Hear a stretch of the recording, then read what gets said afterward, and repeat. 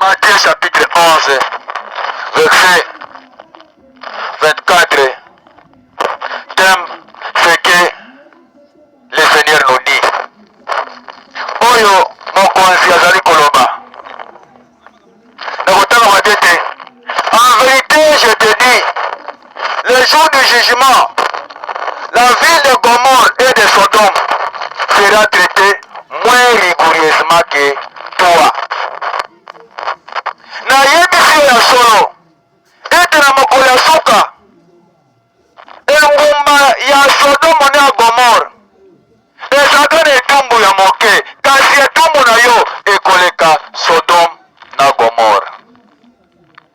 Sodome na Gomorrhe ezwaka etumbu nini? Babiete Sodome na Gomorrhe esika moto. Bazwaka etumbu ya kozikisama na moto. Soki Yesu Kristo la Bible veut dire que non, c'est que na mokolo ya suka pe ezana etumbu ya kozikisama moto. Soki Sodome na Gomorrhe esika moto, pona nini? Pona mabe, pona masumu. Et ça veut dire que non, na mokolo ya suka pe bato nyonso baza na vi ya masumu, bato nyonso baboyi kobongola motema, bato nyonso bakufi na masumu, na mokolo ya suka pe bakozika moto. E moto bako bakozika eleki oyo ya Sodome na Gomorrhe. Po Sodome na Gomorrhe ezika moto mokolo moko. Etango ezika moto sotali Matthieu, etali plutôt Genèse 19 verset 21 22, okomona ke non, na banyama na banzete, donc biloko nyonso ya ville ya Sodome et Gomorrhe ezika moto. Pourquoi? Parce que tout était péché. Lokola bazali na le masumu atu ya mboka ya Sodome na Gomorrhe, etango Nzambe akati le etumbu kozikisa bato yango moto, amoni mpe na mboka esekeli ezika moto. E ntango namoni makambo oyo eselenga lisusu makambo ndeko na ngai Paul atei na mokanda ya Hébreu chapitre 1 verset 11 à 12. Nakoloba ete Nzambe akolongola likolo oyo na mabele lokola balongolaka elamba. Lolobamo mokili oyo mpe ekozika moto. Etango mokili ekozika moto, yango pamba te seke soki Nzambe azikisa mokili moto, po te bato yawo asalaki na mokili ya masumu batamboli na mabe, nde alingi azikisa bango nyonso moto na mokili. Me moto yango ezali moto ya mokolo moko te, moto ya seko na seko. Maloba oyo etala bato nyonso na mokili ya masumu, etali molongo ya bato nyonso. Tala moni maloba oyo pesika susu makasi kati ya lisese ya siècle oyo koloba ete une ville puissante sans roi devient adultère. Etala moni makambo ya solo seke moto nyonso na mokili ya masumu oyo azala molongo ya ndenge nini, azala ekolo nini, azala ya mboka nini, me soki na mokili ya masumu atamboli na kobanga Nzambe te, na mokolo ya suka akozikisama moto. Ezala yo mosali ya Nzambe, ezala mwana ya Nzambe, ezala bato oyo babenga bana ya Nzambe te, biso nyonso soki totamboli kati na mokili ya masumu na kozala kobanga Nzambe, soki na mokili ya masumu oyo nous n'avons pas de bons œuvres à l'égard de Dieu. Si dans ce monde ici, nos noms ne sont pas écrits dans le livre de vie, te barite na mokolo ya suka, mbano na biso ezali kozika moto na libulu ya moto mpo na seko na seko. Je peux prêcher. Oui, prêcher, c'est pas mauvais, c'est bon. Mais ce qui est très important, c'est d'avoir la crainte de Dieu. C'est d'avoir l'obéissance au commandement de Dieu. Et c'est de mettre en pratique les préceptes ou les commandements de Dieu qui nous a donnés. Et c'est ça qui sera important. Et moi, je suis dans son âme, je dis côté, et je dis à l'église à mon nene, de l'église à mon pied. Et je dis à l'église à mon ming, de mon pied. Ce qui est important, pourquoi tu as mon conseil colo? Mosali ya Nzambe, yeba kotia kati na kobanga Nzambe. Yeba kosala moto na botosi liboso ya Nzambe. Yeba komisa kombo na buku na bomoi. Eza oza moto ya ndenge, mote ya ndenge nini? mwana nzambe ya ndenge nini soki kombo na yo na buku ya bomo ekota te yebake mokolo ya suka oza na mbano to ya kozwa sori ya kozika na libulu ya moto lokola Sodome na Gomore ezika moto. Ndeti ezabike non, une ville puissante sans roi devient adultère.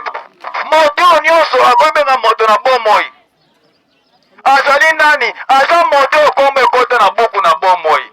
E bato mosuna mokila masumi sont des morts vivants.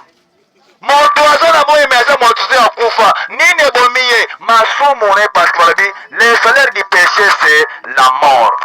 Bato bakose livre na péché ils ne vivent pas, ils sont déjà morts parce que c'est leur péché qui les condamne à la mort, parce que Dieu a condamné le péché pour la mort. Et les bonnes œuvres, la foi, l'abstinence au péché, la repentance doit nous procurer la vie. Ce qu'on concerne aussi, vous qui ne voulez pas se repentir, bati abino sangwa malamu ya bongo limotema, vous allez kondima te. Lokola boy ko bongo la motema, lokola boy ko sombela maya pembe pa Yesu Kristo, lokola yo boy ko yamba évangile na mokanda ya Matthieu 12. Babieke, je vous dis en vérité, au jour du jugement, les villes là seront traitées plus rigoureusement que Sodome et Gomorre. Namba maboka oyo boy kondima. Boka na bino batie bino sango malamu ya Yesu Kristo, boy kondimela. Obite, biso na mboka na biso Yesu Kristo te. Biso na mboka na biso bangunza, biso na mboka na biso tia biso Simoki Mbangu, biso na mboka na biso tia biso Mampungu Tulendo na Kongo Yesu Kristo te. Yebake yo mutu ya bongo soki okufi na kati ya intégrité okufi sans komarke sans kozana elembo ya Yesu Kristo likolo na yo te likolo elongi na yo ndeko na ngai mokolo ya suka life ezali kozela yo. Nani komona nkembo na Nzambe? Eza kaka moto oyo andimeli Yesu Kristo lokola mokonzi mobikisi. Moto aza na misala ya malamu liboso ya Nzambe. Moto nyonso aza na kondima, me kasi kondima na ye ezangi misala, ezali kondima okufa. Mpona mokolo ya suka bakofuta moto mpona kondima te, me bakofuta moto mpona mosala. Balobi ete les justes vivront à cause de la foi. Donc c'est à cause de la foi que les justes vont encore vivre. Mais pour leur donner le salaire, ça demande pas la foi, mais ça demande maintenant leurs œuvres. Et quelqu'un qui a de foi, mais qui n'a pas des œuvres, comment sera-t-il récompensé par une bonne récompense? Et je reviens sur mon proverbe qui est de 7 siècles, que Dieu m'a interpellé, il m'a fait révéler en disant, une ville puissante sans roi devient adultère. Moto nyonso oyo azangi misala malamu liboso na ngai Nzambe aza moto ya kokufa. Kondima ya moto nyonso ezangi misala liboso na ngai Nzambe eza kondima ya kokufa. Moto nyonso akomisa mikombo na ye na buku ya bomoi na ngai te, akoki soki moke te kozwa bomoi na mokolo ya suka. Po na mokanda ya Apocalypse 20:11-12 babi ete j'ai vu le livre de vie était ouvrir et on a commencé maintenant à justifier les gens selon ce qui est écrit dans le livre de vie.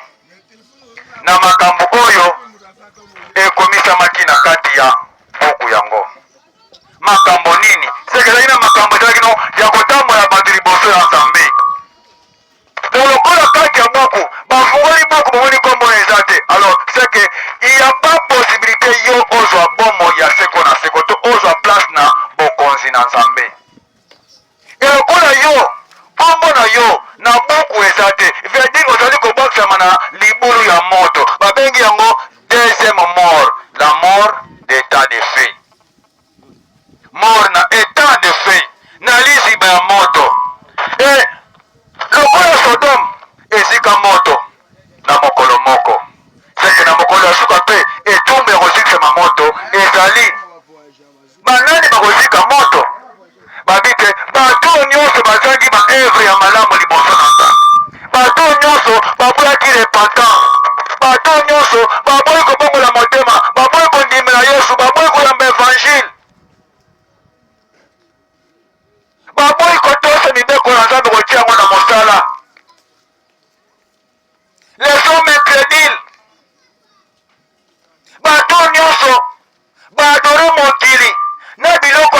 mokili mekasi mokili na yango te.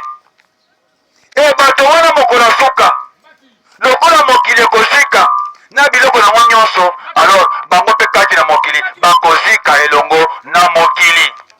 Ndenge Hébreu 1:11-12 mpe ezali kotémoigner. Ndeko molingani kati na nkolo, tolia, tomela, tolala, tolamuka, tobima, tozonga, me tolika malamu keno mokolo ya suka ezali oyo Nzambe akofuta bato nyonso lifuti na lolenge ya misala bango basalaki. Soki misala ya malamu bakofuta lifuti ya malamu, soki misala ya mabe bakofuta mpe lifuti ya mabe.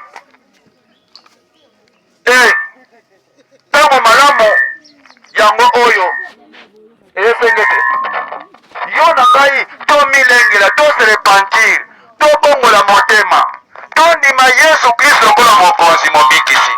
Mpona mokolo ya suka toyokisa masoni te, tozikisa mamoto na libulu ya moto, parce que Dieu va consumer le monde et tous ceux qui ont servi le monde. Dieu va consumer dans l'état de fait pour l'éternité ceux qui n'ont pas cru à l'évangile, ceux qui n'ont pas reçu Christ, ceux qui ne portent pas l'image de Christ dans leur front, ceux qui portent l'image de la bête, ils seront tous rejetés dans l'état de fait. Et tango malamu yango oyo ndeko ya kosomba elamba ya pembe pote olata natelake mokolo suka oyokisa masoni te ya bolombo no liboso ya banzelu ya tata. Matthieu 11:24. Je te dis en vérité, au jour du jugement, Sodome sera traité moins rigoureusement que toi. Sodome na Gomorre eza netumbu ya makasi te koleka yo. Soto soki na Genèse, Sodome yango esala nini? Ezikaka moto. Mpona nini Nzambe azikisanga moto? Mpona masumu. Donc veut dire ntango Yesu alobi no bato nyonso mpe ya masumu na mokolo ya suka bakozikisama moto na libulu ya moto. Po tozika moto te bandeko balingami, tobongola motema repentance. Ntango malamu yango oyo Nzambe apesi yo, apesi ngai kati na Yesu Kristo po tobongola motema. Mawana yo moto oyo ozali kozwa na leger to na aventure maloba na Nzambe. Mawana yo moto nyonso ozomona mpomo maloba na Nzambe azali koteya yo. Mawana yo moto nyonso ozoboya sango malamu ye liboso ya ndako na yo. Mawana yo moto nyonso oyoki maloba na Nzambe kasi okangi motema. Soki okufi na kati ya masumu, lifuti ya masumu ezalaka kufa. Ekufa oyo tokozwa kati ya libulu ya moto mpona eternité. Soki Yesu alobi maloba oyo mpo aasire yo mpe aasire ngai toyeba komibatela toyeba kobongola motema mpo te tozikisama te, toyeba te solo na mokolo ya suka kozikisama moto ezali. Tika Nzambe abomboka te mokili ya masumu oyo.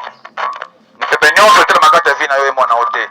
Na mokolo ya suka na bokonzi na Nzambe ozanga te na kombo na Yesu Kristo mwana Nzambe abomoi. Ntango ya repentance, ya kobongola motema, ya kosabtenir na péché, ya koyeba te ya solo mokolo ya suka ezali. Malamu totiaka tembe, me kasi biso lokola Yesu Masiya esi akebisi biso mpe alobi na biso na yebiso na bosolo mokolo ya suka, etumbu na bino ekoleka ya Sodome na Gomorre. Veut dire lokola Sodome na Gomorre ezalaka masumu, seke biso mpe soki tokoti kati ya masumu, merci ndeko na ngai ezali makelele na matoi na yo, meme mokolo ya suka maloba oyo yango mpe kosambisa yo.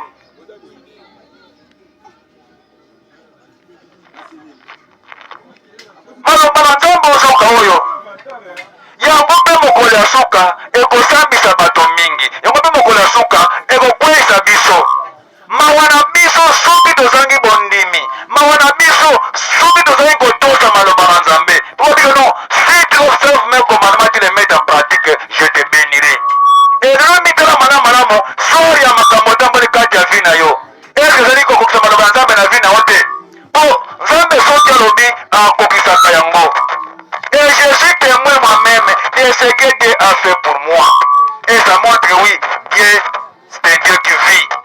Dieu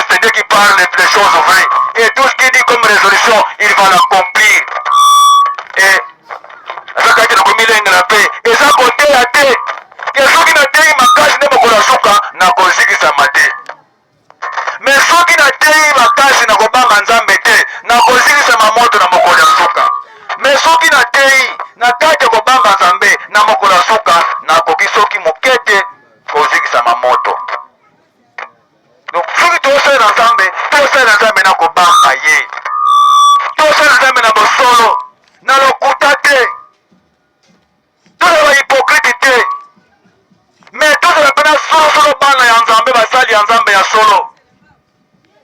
kozika moto oyo etali kaka bato kote moko songolo pakala te, etali bato oyo nyonso batamboli kati na incrédulité, etali bato oyo nyonso batamboli na kobanga nzambe te, etali bato nyonso basaleli nzambe mosala malamu te kati ya mokili ya masumu oyo. donc baza lokola ba engumba oyo ya makasi mezangi mokonzi. awumeli ntango moyei kati na mokili ya masume azangi misala malamu liboso ya nzambe, alors mokolo ya suka lifelo ezoyamba ye. je vous dis en vérité au jour du jugement vos morts sera traité moins rigoureusement que toi.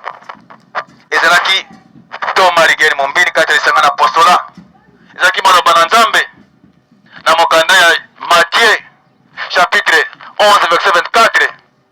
olingo mona ya mingi okotana na mokanda ya Matthieu 12 banda verset 15 verset 25. okomona pe ya mingi otali mokanda ya Hébreu 11 1 à 12. otali pe mokanda lisusu ya Apocalypse 20 11 à 12. otali mokanda ya Matthieu 19 21 22. nde kokozika moto ezali tobongola mitema tondima Yesu Kristo lokola mokonzi mobikisi, soki te mokolo ya suka na mawa mingi mpo na biso. koteya te ekotanga lola mezali kobanga nzambe. soki nazoteya kati na mokili ya masume nazali kobanga nzambe, nazokoya kati na proverbe une nation puissante sans roi devient adultère. J'ai tout fait, mais ce qui m'a manqué, la crainte de Dieu. Et au dernier mot diront, quittez devant la porte car tu n'as pas compris la volonté du Père. Tika, Zambia Baksami, 4 mois,